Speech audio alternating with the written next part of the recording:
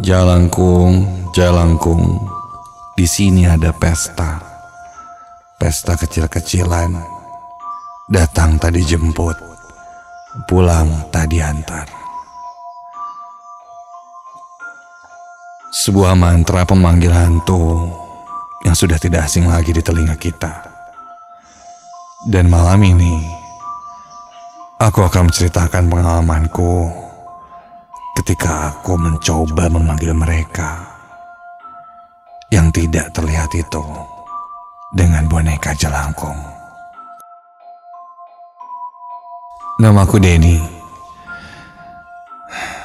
Hari itu aku sudah janjian sama 4 temanku lainnya kalau malam Jumat ini kita akan coba bermain jelangkung dan ingin membuktikan apa benar-benar bisa memanggil hantu atau hanya mitos saja. Siang itu aku dan temanku Ridwan menyiapkan bahan untuk membuat boneka jelangkung. Kata Ridwan, dia sudah menyiapkan peralatannya, mulai dari kayu, kain kafan, tali, dan batok kelapa. Sampai di rumah Ridwan, dia mengajakku masuk ke garasi, tempat di mana dia menyimpannya.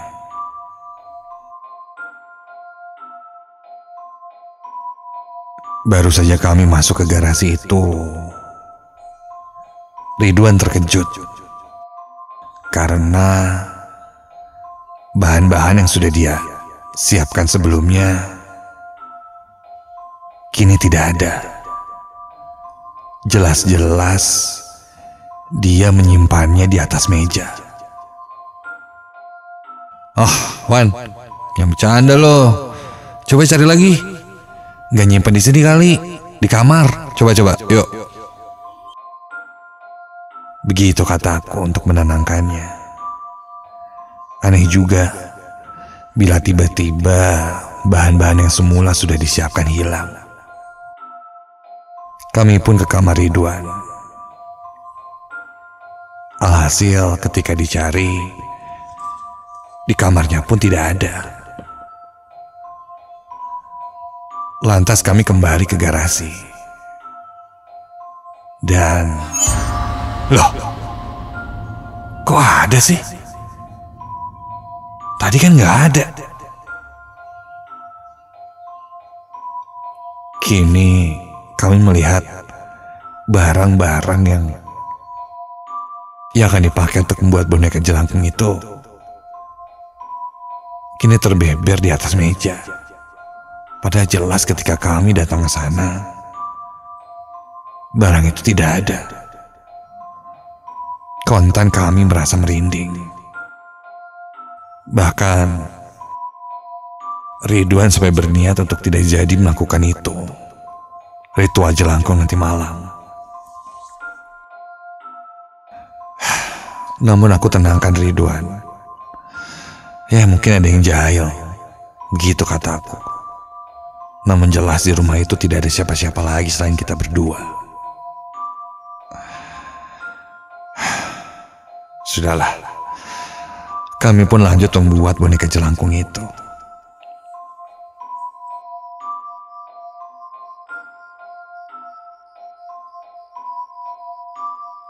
Singkat cerita, malam pun tiba. Aku dan 4 orang temanku lainnya janjian di sebuah rumah kosong yang letaknya tidak jauh dari rumahku.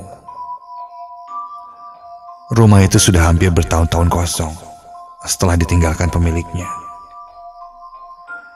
Ditinggalkan begitu saja, dijual pun tidak. Agak aneh sih. Banyak orang yang bilang sering mendengar suara-suara aneh dari dalam rumah itu. Bahkan ada juga yang pernah melihat sosok perempuan. Hal ini membuatku jadi makin penasaran. Aku tiba lebih dulu di rumah itu dengan membawa boneka jelangkung. Jam di tanganku sudah menunjukkan jam 10:30 malam. Aku datang lebih awal setengah jam dari perjanjian awal jam 11 malam. Aku coba melihat-lihat ke dalam rumah kosong itu.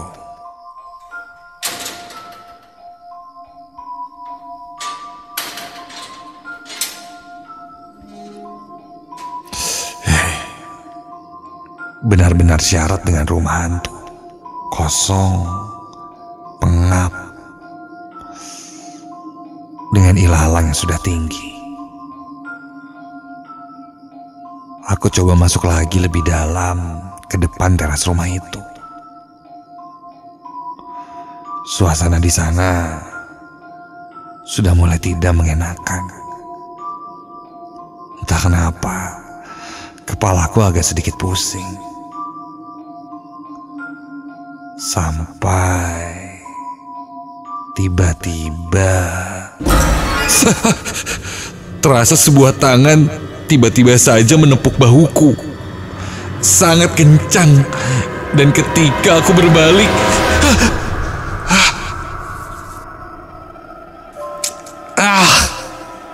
lo bikin kaget aja sih, Indi. Apaan sih lo? Ternyata itu temanku, Andi. Andi pun tertawa melihatku kaget. Hingga tak lama kemudian, temanku yang lainnya satu persatu datang dan membawa syarat tertentu untuk melakukan ritual pemanggilan jelangkung ini.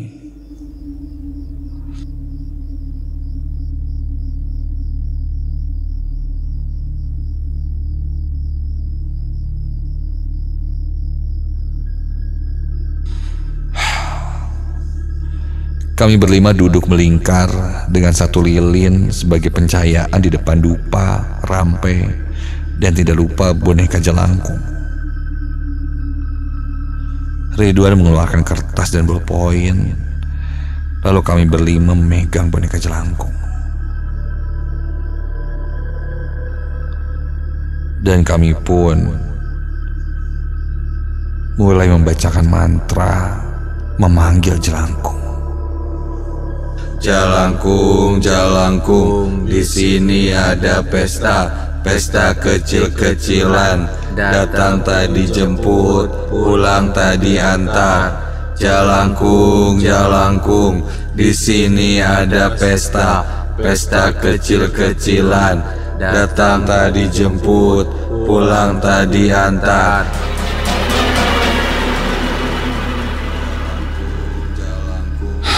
Kami berlima bersama dengan seirama membacakan mantra memanggil jelangkung. Terus kami lakukan berulang-ulang.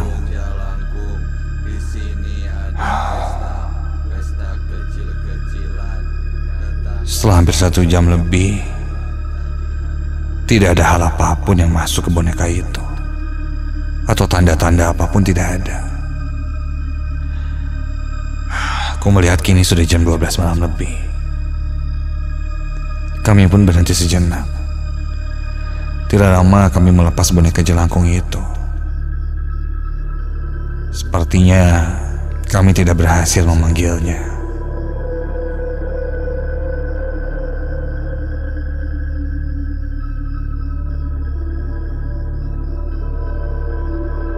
Kami semua terdiam, tepatnya di tengah rumah, dengan satu lilin yang menyala, hingga tiba-tiba terlihat api lilin itu bergerak-gerak sendiri, padahal tidak ada angin sama sekali. Dan tiba-tiba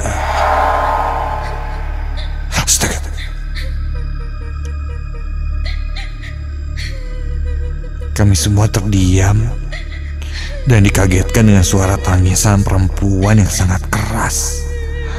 Suara menangis merintih yang sangat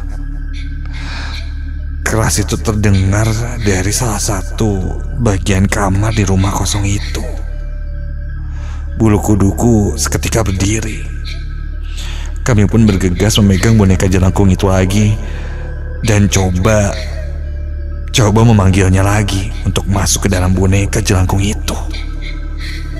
Jalangkung, jalangkung, di sini ada pesta, pesta kecil-kecilan. Datang tadi jemput, pulang tadi antar. Baru saja satu kali kami membacakan mantra jelangkung itu, terasa ada hembusan angin menyeruak di sekeliling kami. Sampai-sampai lilin itu hampir padam terkena angin. Dan tak lama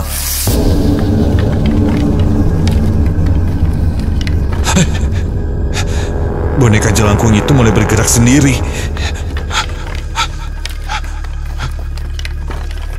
Kini bonekanya terasa sangat berat dan bergerak tidak beraturan. Kami semua menahannya. Lalu boneka jelangkung itu pun sepertinya ingin menuliskan sesuatu agar kita tahu. Dari spidol yang tertempel di ujung boneka jelangkung dan kertas yang sudah disiapkan itu, boneka jelangkung itu boleh menulis sesuatu. Huruf pertamanya itu adalah M.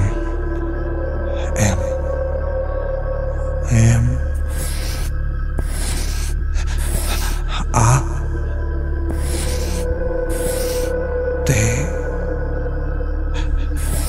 I. Mati. Sontak kami berlima kaget dan coba melepaskan genggaman boneka itu. Tapi tidak bisa. Kami tidak bisa melepas boneka jelangkung itu. Terlihat wajah teman-temanku pun panik. Aku coba memfokuskan diri untuk tidak takut. Tenang. Oke, jangan dilawan. Kita tanya aja ya. Oke, biar gue yang tanya. Aku coba berdoa dalam hati untuk lebih tenang. Dan aku pun coba bertanya. Sahaya, ini siapa, kataku, yang masuk ke dalam boneka itu. Dengan pelan boneka itu pun menuliskan huruf demi huruf. K A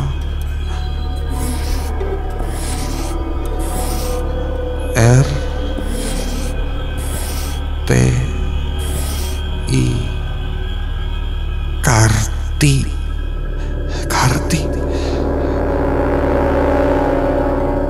Sepertinya sosok yang masuk ke dalam boneka jelangkung ini sosok perempuan bernama Karti. Melihat itu bulu kuduku henti-hentinya terus berdiri.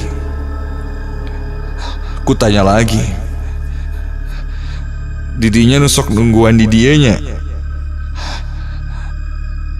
Apa kamu penunggu di sini, kataku.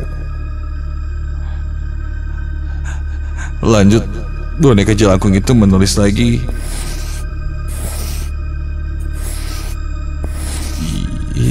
Iya.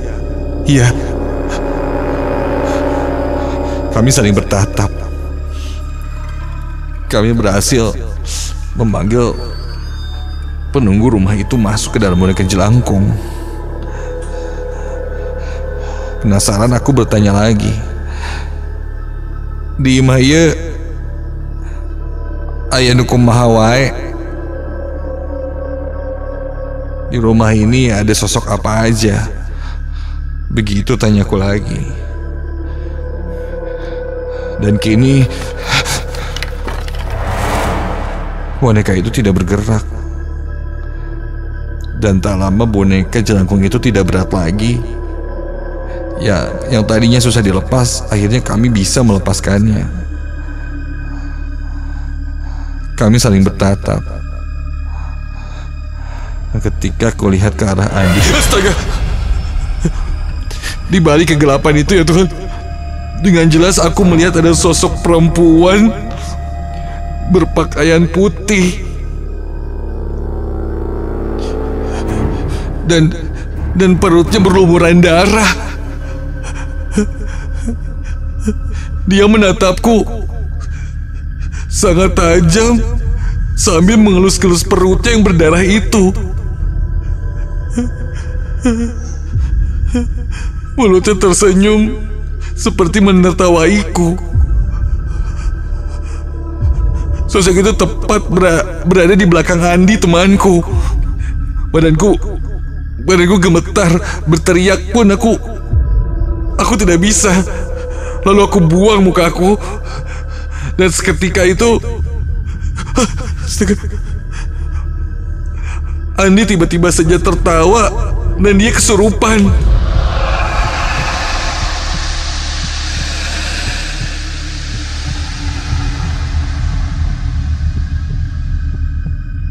Ayam Getih ayam hidup.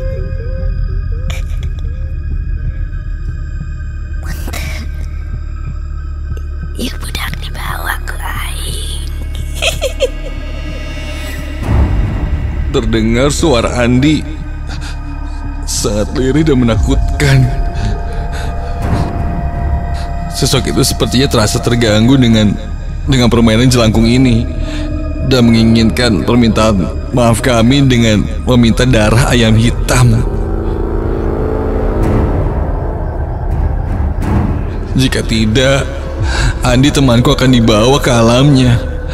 Aku dan temanku yang lain melihat satu sama lain. Apa mau diikuti permintaannya atau tidak? Namun kataku, lebih baik salah satu dari kami memanggil Ustadz yang dekat di daerah rumahku itu. Dan ketika itu Ridwan bergegas keluar untuk memanggil Pak Ustadz yang ada di sekitar rumahku dan mungkin bisa membantu kami.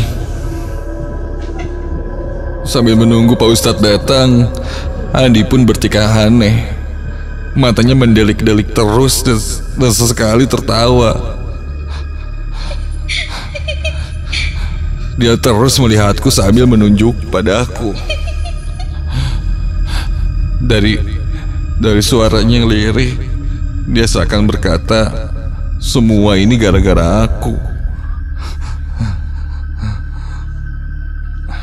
Akhirnya tak lama kemudian Pak Ustadz pun datang dan mencoba berdialog dengan sosok yang memasuki raga Andi. Sosok itu bersikeras meminta darah ayam hitam.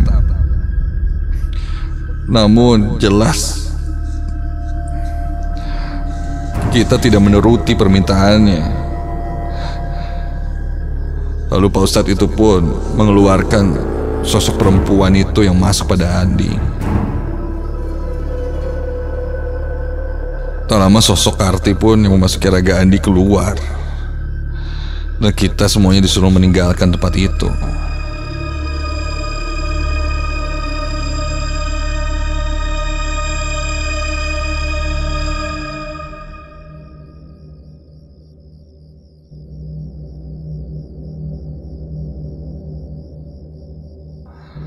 Di luar, Pak Ustadz menasihati kami bahwa kami telah melakukan permainan yang berbahaya. Bisa-bisa nyawa taruhannya.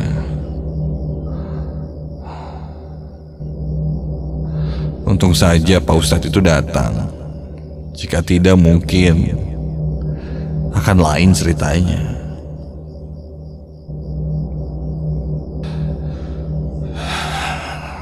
Entah siapa sosok Karti itu.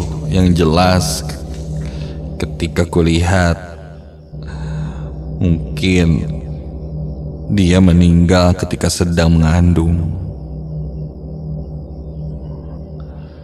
Yang jelas sejak itu aku tidak berani lagi untuk mencoba hal-hal yang memang berhubungan dengan makhluk gaib. Jangan pernah mencoba permainan jelangkung. ternyata bukan hanya mitos. Ini benar adanya, nyata.